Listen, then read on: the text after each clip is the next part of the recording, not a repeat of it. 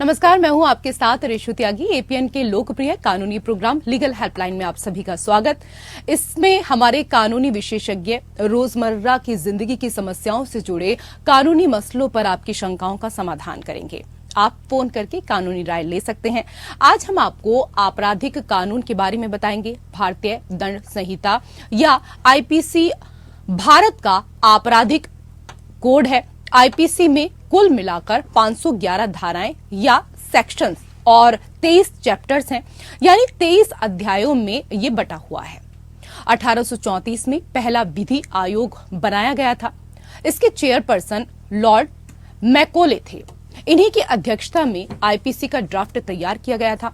6 अक्टूबर 1860 में ये कानून संसद में पास हुआ और 1862 में ये पूरी तरह से लागू किया गया। विश्व का सबसे बड़ा दांडिक संग्रह यानी आईपीसी से बड़ा देश में और कोई भी दांडिक कानून नहीं है, इसलिए इसको मुख्य क्रिमिनल कोड भी कहते हैं। भारतीय दंड संहिता या आईपीसी भारत का मुख्य आपराधिक कोड है। इस संहिता में भारतीय संविधान की विभिन्न आपराधिक धाराओं और उनकी सजा का उल्लेख किया गया है। आईपीसी को लागू करने का मुख्य उद्देश्य था कि संपूर्ण भारत में एक ही तरह के कानून को लागू किया जा सके, ताकि अलग अलग क्षेत्रीय कानूनों की जगह एक ही कोड हो। आईपीसी कानून अपराधों के बारे में बताता है और उनमें से प्रत्येक के लिए क्या सजा होगी और जुर्माने की भी जानकारी देता है। सीआरपीसी को हिंदी में दंड प्रक्रिया संहिता कहते हैं। ये कानून सन 1973 में पारित हुआ और 1 अप्रैल 1974 से लागू हुआ था। किसी भी प्रकार के अपराध होने के बाद 2 तरह की प्रक्रियाएं होती हैं, जिसे पुलिस किसी अपराधी की जांच करने के लिए अपनाती है। एक प्रक्रिया पीड़ित के संबंध में और दूसरी आरोपी के संबंध में होती है। इन्हीं प्रक्रियाओं के बारे में सीआरपीसी में बताया गया है। दंड प्रक्रिया संहिता को मशीनरी के रूप में भी वर्णित किया जा सकता है, जो मुख्य आपराधिक कानून या आईपीसी के लिए एक तंत्र प्रदान करता है। तो ये थी आपराधिक कानून पर बुनियादी जानकारी। ज्यादा जानकारी और सलाह देने के लिए हमारे साथ हैं कानूनी विशेषज्ञ अक्षय वर्मा जी। सर, बहुत स्वागत है आपका हमारे खास कार्यक्रम में। शुक्रिया रेशु जी। तो अगर आपका आपराधिक कानून से जुड़ा कोई भी सवाल है तो आप फोन करके राय ले सकते हैं। फोन लाइंस खुल चुकी हैं। हमारे फोन नंबर है 0120612797 और एक और नंबर आपकी टीवी स्क्रीन पर है 012061279338। दोनों में से किसी भी एक नंबर पर आप कॉल करें और डायल करके आज के विषय से संबंधित अगर कोई कानूनी जानकारी आप हासिल करना चाहते हैं तो आप कॉल कर सकते हैं।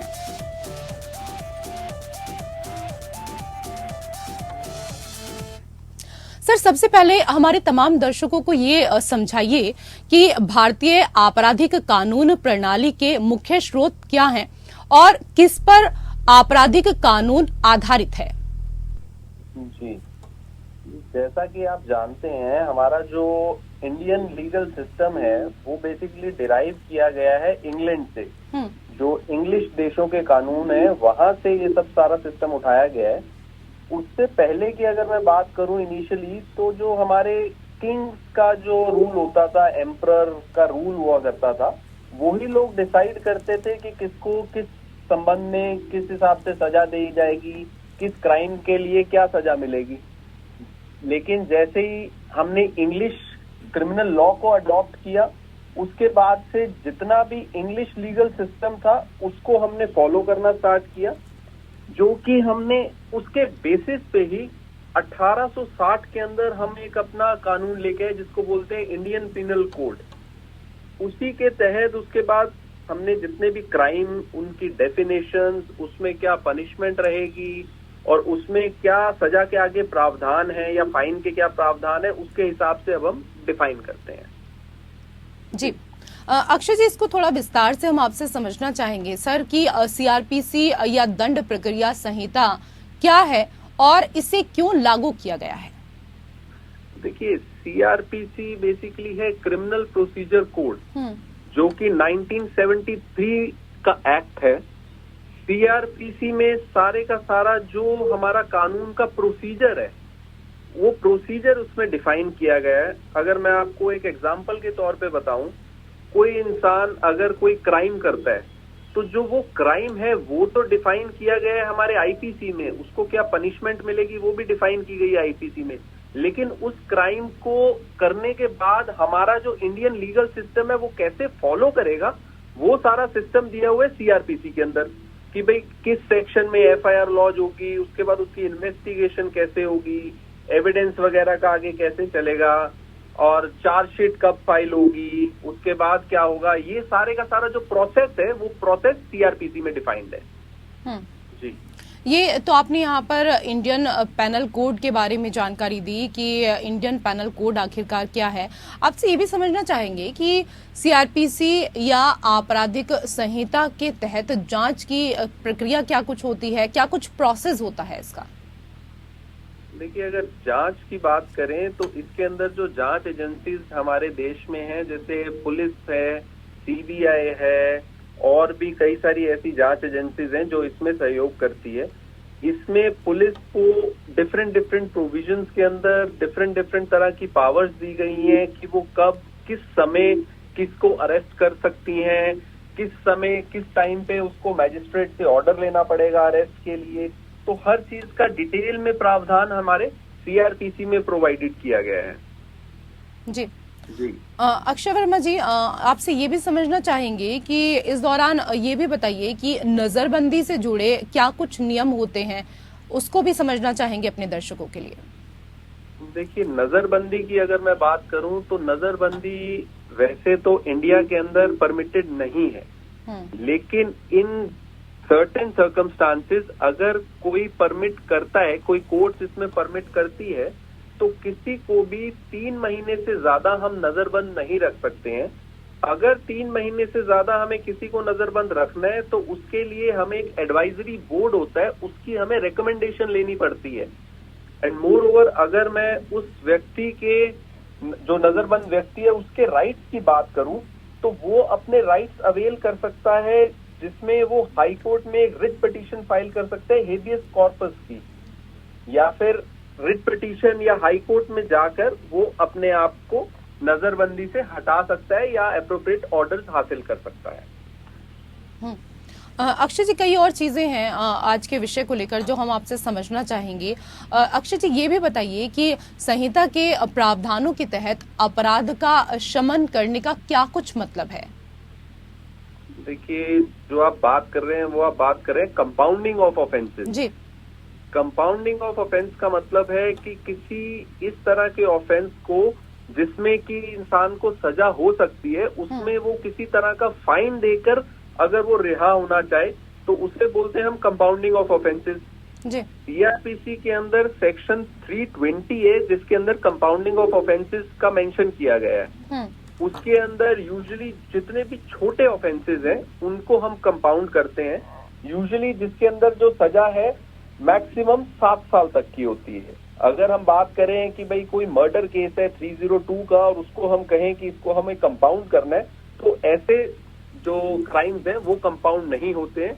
इसमें जो छोटे क्राइम्स होते हैं जैसे चीटिंग का है, कुछ इस तरह का जिसमें सजा बहुत कम है, तो वो ही कंपाउंड हो सकते हैं, जिसमें हम फाइन देकर अपनी गलती एक्सेप्ट कर कोर्ट हमें रिहा कर देता है और पनिश नहीं करता है। इसके विषय पर हमें जानकारी दे रहे हैं अधिवक्ता अक्षय जी। और अगर आपका आज के विषय से संबंधित कोई भी सवाल है तो आप कॉल कर सकते हैं आपराधिक कानून से जुड़ी जानकारी के लिए।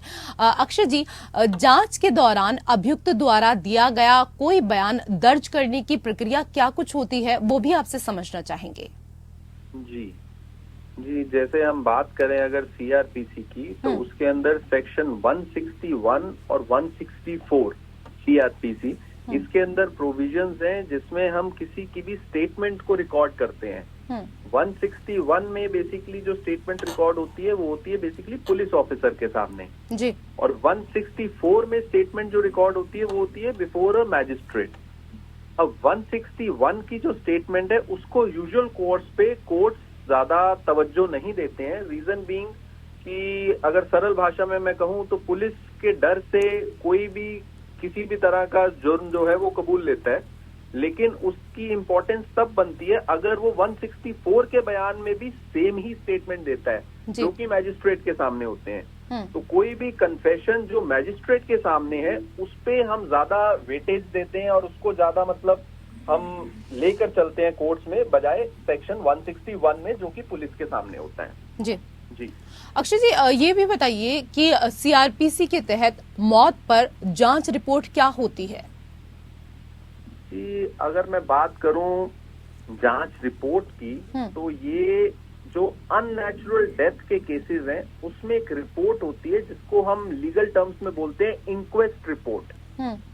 इस रिपोर्ट का मेन मकसद होता है कि जो भी कोई अननेचुरल डेथ हुई है या कोई डेथ जो कि सस्पिशियन सर्कमस्टांसेस में हुई है, उसको सारी उसकी डिटेल्स लेके आना, उसका सारा ट्रुथ क्या था, उस डेथ के पीछे क्या पूरी स्टोरी थी, किस रीजन की वजह से वो इंसिडेंट हुआ जिसकी वजह से वो डेथ हुई, वो सारी जो स्टोरी है वो इंक्वेस्ट रिपोर्ट में होती है, जिसको हम मतलब अगर बात करें कि एक पुलिस रिपोर्ट कह सकते हैं सरल भाषा में, कि पुलिस अपनी तफ्तीश की, तहकीकात की पूरी वो रिपोर्ट तैयार करके कोर्ट में सबमिट करती है, वो इंक्वेस्ट रिपोर्ट बोलते हैं उसको।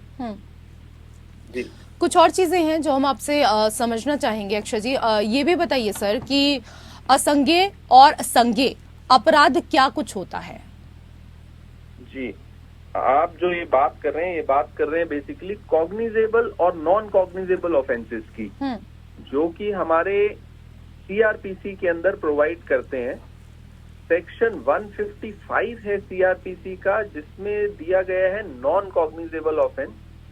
नॉन कॉग्निजेबल ऑफेंसेस वो हैं कि जिसमें पुलिस को पावर्स हैं कोर्ट से पूछने के बाद अरेस्ट करने की, वो कोर्ट से पूछने के बाद ही अरेस्ट कर सकते हैं। लेकिन जो कॉग्निजेबल ऑफेंसेस की अगर बात करें, उसमें पुलिस को पावर्स है अरेस्ट करने की without issuing of any warrant from the magistrate. अगर सरल भाषा में मैं इसको कहूं तो कॉग्निजेबल ऑफेंसेस वो होते हैं जिसमें पुलिस किसी को भी किसी भी टाइम पे अरेस्ट कर सकती है after lodging of the FIR without permission और without taking warrants from a magistrate. और इसी के विपरीत जो नॉन कॉग्निजेबल ऑफेंसेस है, उसमें अगर किसी को अरेस्ट करना है तो पुलिस को पहले उसकी परमिशन लेनी पड़ेगी, जो कंसर्न कोर्ट है या जो कंसर्न मैजिस्ट्रेट है। जी सर, समन के बारे में भी आपसे समझना चाहेंगे। हमारे दर्शकों को ये भी बताएं कि समन क्या है और समन से जुड़े नियम क्या कुछ होते हैं। देखिए, यूजुअल कोर्स में हम डे टू डे रूटीन में अगर हम बात करें तो हम ये कहते हैं कि कोर्ट से समन आया है। कोर्ट से समन का मतलब कि भाई कोर्ट ने आपको उस केस के अंदर उस पर्टिकुलर डेट पे बुलाया है, किसी भी रीजन की वजह से। आप अगर विटनेस हैं तो आपको भी तब समन आ सकता है, आप अगर एक्यूज्ड हैं तो तब भी आपको समन आ सकता है, इफ इन केस आप कंप्लेनेंट हैं तो तब भी आपको समन आ सकता है। जो समन का जो प्रोविजन दिया गया है वो सेक्शन 161 सीआरपीसी के अंदर दिया गया है। उसके अंदर कोर्ट के पास पावर है किसी को भी समन करके अपने सामने बुलाने की और उससे जो भी चीज इंक्वायर करनी है, पूछनी है, किस पर्टिकुलर केस में बुलाना है, वो बुलाने की। यूजुअल कोर्ट्स में हम जो समन्स हैं वो एक इनिशियल स्टेप या इनिशियल स्टेज मानी जाती है क्रिमिनल केसेस में। समन्स को अक्सर जो लोग हैं वो कई बार सीरियस नहीं लेते हैं, उनको लगता है कि ये समन ही तो है, समन से कौन सा कोई हमें कोई अरेस्ट कर लेगा जी। लेकिन मैं आपको आपके माध्यम से बताना चाहता हूं दर्शकों को कि जो समन है ये इनिशियल स्टेप है। समन के बाद इशू हो जाते हैं वारंट। अगर आप समन का पालन नहीं करते हैं, कोर्ट ने जिस तारीख पे जिस समय पे आपको कोर्ट में बुलाया उस समय पे आप नहीं जाते हैं, तो अगला विकल्प जो कोर्ट के पास होता है वो वारंट का होता है। और उस वारंट के अंदर कोर्ट जो पुलिस ऑफिसर जिसके थ्रू वो प्रोसेस करवाते हैं वारंट्स को, उसको ऑथराइज कर देते हैं आपको इवन अरेस्ट करके लाने के लिए। तो ये डिफरेंस है बेसिकली समन्स का और वारंट्स का।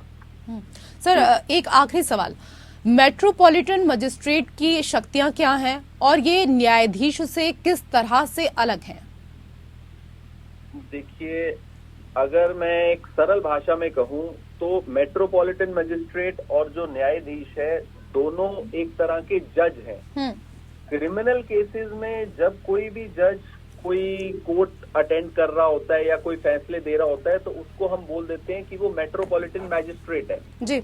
लेकिन जब वही जज किसी सिविल मुकदमे को सुनता है जो कि जैसे प्रॉपर्टी का मुकदमा है या और सिविल सूट्स हैं कोई रिकवरी के या कुछ और, तो उसमें उसको हम सिविल जज बोल देते हैं, सिविल जज जूनियर डिवीजन बोल देते हैं, सिविल जज सीनियर डिवीजन बोल देते हैं। तो इनकी जो पावर्स हैं ऑलमोस्ट सिमिलर होती हैं, सिर्फ फर्क क्या होता है कि जब कोई मैजिस्ट्रेट अपनी पावर एक्सरसाइज करता है किसी क्रिमिनल केसेस में तो उसको प्रोसीजर, जो क्रिमिनल प्रोसीजर कोड है उसको फॉलो करना होता है और उसके तहत वो अपनी पावर्स को एक्सरसाइज करता है जी। लेकिन जब उसी जगह बैठकर एक कोई सिविल जज या न्यायाधीश अपने सिविल मैटर्स में अपनी पावर्स को यूटिलाइज करता है तो वो अपनी जो पावर्स गेन करता है वो लेता है सीपीसी से, सिविल प्रोसीजर कोड से। जैसे हमारा क्रिमिनल का प्रोसीजर कोड है ऐसे एक सिविल केसेस को डील करने के लिए भी सिविल का कोड है, वो सारी पावर्स डिराइव करते हैं वहां से। अदरवाइज दोनों में मेरे हिसाब से बिल्कुल भी कोई डिफरेंस नहीं है सिवाय इन दो चीजों के। जी सर, आज के विषय पर इतनी अहम जानकारी देने के लिए आपका बहुत बहुत शुक्रिया, धन्यवाद। और इसी के साथ हमारे खास कार्यक्रम लीगल हेल्पलाइन में मेरे साथ फिलहाल इतना ही। नमस्कार।